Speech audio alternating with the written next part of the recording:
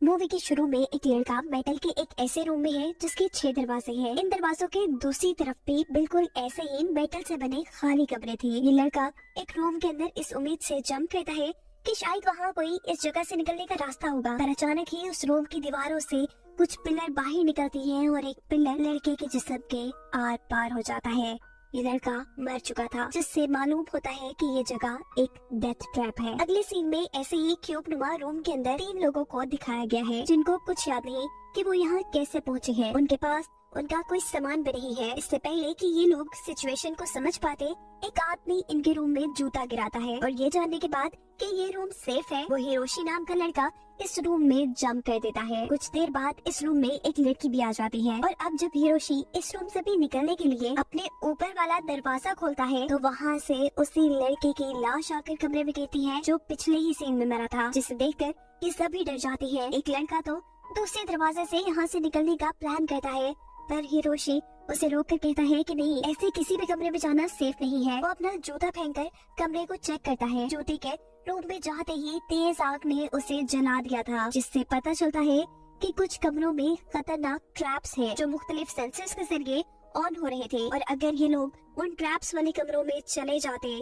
तो मारे जाते। ये सब अब जूते फेंक फेंक कर कमरों को चेक करते हुए आगे बढ़ते हैं और एक रूम में इन्हें एक ओल्ड मैन मिलता है जो बहुत ही अमीर आदमी था और काफी वक्त से इस कमरे में बंद था। उसे लग रहा था कि ये लोग उसे बचाने आए हैं, पर ये जानकर उसे सदमा होता है कि ये सब लोग भी उसी की तरह इस क्यूब में फंसे हुए थे। सभी लोग इस क्यूब से छुटकारा पाना चाहते थे, इसीलिए ये एक दूसरे की मदद करते हुए आगे बढ़ते हैं और इसी दौरान उन्हें 2 कमरों के दरमियान में 3 नंबर्स लिखी हुई एक प्लेट नजर आती है, जिसका मतलब ये लोग नहीं समझ पाते। एक लड़का अब अपना बूट दूसरे कमरे में फेंककर ये पता चलाता है कि यहाँ कोई ट्रैप नहीं है। ये सभी उसमें उतर जाते हैं। पिछले कमरे का दरवाजा ऑटोमेटिकली लॉक हो चुका था, जिसके फौरन बाद यहाँ की लाइट्स ऑफ हो जाती हैं और ऊपर की तरफ से शार्प ब्लेड से बने फैंस इनकी तरफ बढ़ने लगते हैं। अगला मिनट होते ही ये लोग यहीं बढ़ जाते, पर हिरोशी होशियारी दिखाते हुए नीचे का दरवाजा खुलता है और ऐसे सभी अपनी जान बचाकर दूसरे रूम में आ जाते हैं। शुक्र कि ये लोग बच गए थे, पर फिलहाल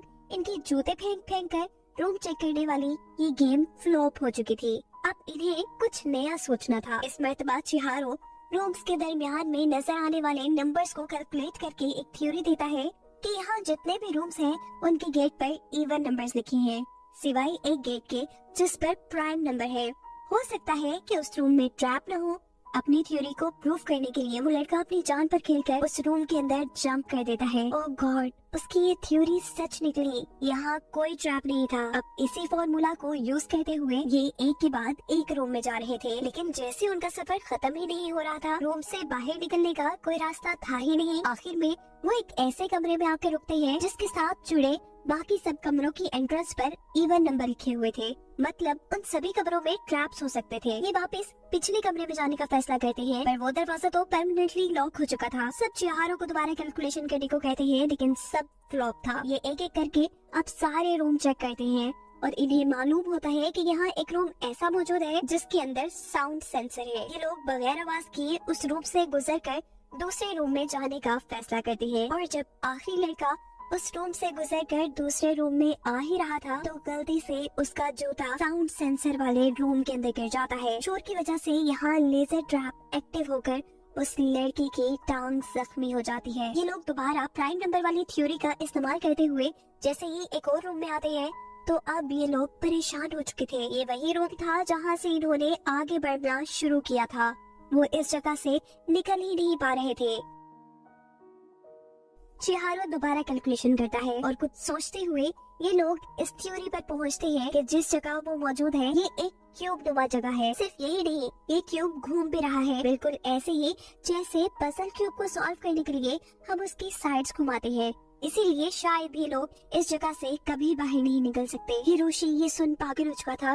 वो कहता है नहीं, ऐसा नहीं हो सकता, मैं रुक नहीं सकता क्योंकि मेरे पास वक्त नहीं है। मेरी वाइफ मेरा इंतजार कर रही है, मैंने उससे वापस आने का वादा किया है। वो सभी को अगले रूम में बढ़ने का कहता है और ऐसा करते हुए जिस क्यूब में ये लोग थे वो अचानक बहुत तेजी से हिलने लगा, जिसके नतीजे में छोटा हिरोशी और उसका साथी ट्रैप क्यूब में गिर जाते हैं, जहां बहुत सी लेजर बीम्स उनके ऊपर हमला करती हैं, जिनसे ये लोग बहुत मुश्किल से ही बचते हैं।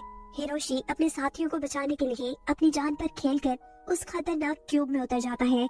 इन दोनों को बचाकर वो सेफ क्यूब में भेजता है, पर उसकी बुरी किस्मत खुद वो लेजर्स का शिकार होकर मर गया था। उसकी मौत से सभी सदमे में थे। अगले कई घंटे ये लोग हिरोशी के मरने के गम में रहते हैं और फिर दोबारा हौसला करते हुए यहाँ से निकलने की कोशिश में लग जाते हैं। चिहारो एक नई कैलकुलेशन करते हुए इन सबको बताता है कि गेट्स पर लिखे हुए जिन नंबर्स को ये लोग इवन और प्राइम नंबर समझकर आगे बढ़ रहे थे, असल में वो नंबर्स इस बड़े क्यूब के अंदर छोटे छोटे क्यूब्स की डायमेंशन बता रहे हैं, एक्स, वाई और जेड एक्सेस पर। वो अब और बड़ी कैलकुलेशन करते हुए फाइनल रिजल्ट निकालता है कि अगर वो लोग वाई एक्सेस को फॉलो करते हुए आगे बढ़े तो इन्हें सेफ रूम भी मिलेंगे और कुछ ही रूम्स पार करने के बाद ये लोग क्यूब के एज यानी किनारे पर भी पहुंच जाएंगे, जहां से बाहर निकलना आसान होगा और इस टॉर्चर भरी जिंदगी से उन्हें आजादी मिलेगी। इसी फॉर्मूला को फॉलो करते हुए ये लोग एक रूम में आ जाते हैं। यहाँ इन्होंने कुछ देर रेस्ट करने का फैसला किया था और वो ओल्ड मैन यहाँ इन सब लोगों से कहता है कि मुझे लग रहा है कि ये मेरे दुनिया में किए हुए गुनाहों की सजा है। शायद हम इस जगह से कभी नहीं निकलेंगे। मैंने बहुत से लोगों को धोखा दिया था और ये मेरी सजा है। उसके ऐसा कहते ही ऊपर से लोहे के रॉड्स आकर नीचे गिरते हैं और ये क्यूब दो हिस्सों में डिवाइड हो जाता है।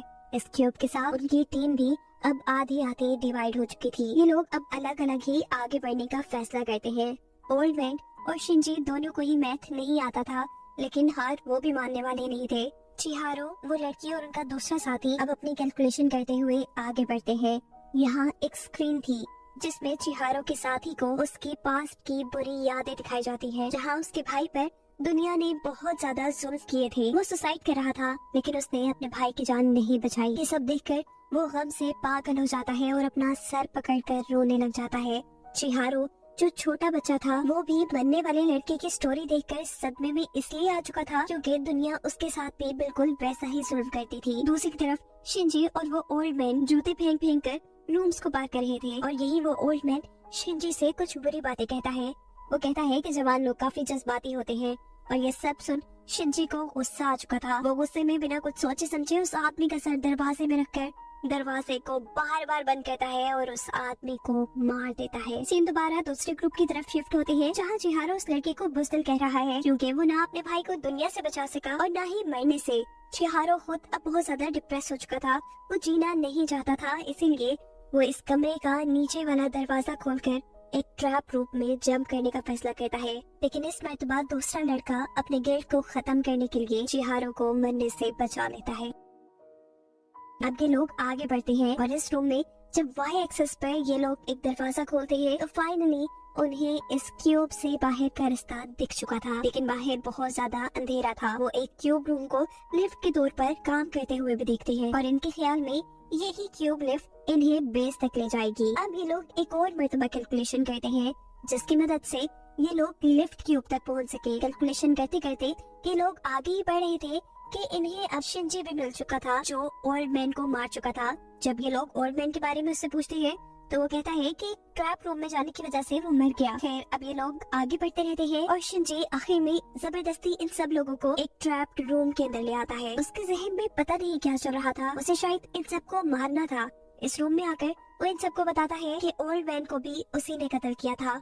इस लड़के से डरकर चिहारो और वो लड़की एक दूसरे क्यूब में चले जाते हैं, जबकि उनके दूसरे साथी को शिंजी बहुत मारता है। वो लड़का पूछता है कि तुम आखिर मुझे मार क्यों रहे हो, तो शिंजी बताता है कि वो बस अपना बदला ले रहा है उस चीज का जो दुनिया वालों ने उसके साथ किया। वो एक लोकल शो पर काम करता था जहाँ उसके मालिक के साथ साथ वहाँ आने वाले सभी लोग उसकी बहुत बेइज्जती करते थे। इसी चीज ने इंसानों के लिए उसके दिल में नफरत पैदा कर दी और यही वजह है कि वो ना अब खुद जीना चाहता है और ना ही दूसरों को जिंदा देखना चाहता है। शिंजी अब गला दबाकर इस लड़के को मारने ही वाला था, लेकिन आखिरी वक्त पर उसे अपने मरे हुए भाई की याद आती है जिसे वो बचा नहीं पाया था। वो अब हिम्मत करता है और अपने आप को बचाने की कोशिश करता है। इससे पहले कि वो शिंजी की ताकत के आगे खत्म हो जाता, इस ट्रैप रूम में से ऊपर से कुछ सलाखें आकर शिंजी को ही लग जाती है और शिंजी मर जाता है। चिहारो और वो लड़की दूसरे गेट पे खड़े ये सब कुछ देख रहे थे और शिंजी के हाथों बचने वाला ये लड़का अपने दोनों साथियों को